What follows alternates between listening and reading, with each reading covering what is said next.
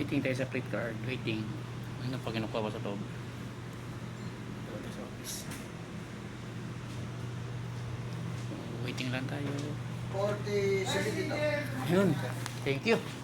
Wala pa? Ito na. Kuha na. So, dahil nakuha na yung plate card, punta na tayo sa Petron. Marami pong init mga idol. Oh, kita niyo. Napakainit. Ito po yung office ng Matis. Ito po yung opisina ng Matis. Katikuha ng plate card para magpakrudo. So yun po yung truck natin. Nag-aantay yung truck natin.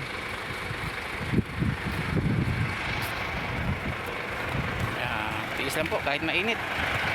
Kailangan trabaho natin ito yung trabaho natin na kailangan natin pagtiisan habang buhay hanggang sa makatapos natin mga anak natin.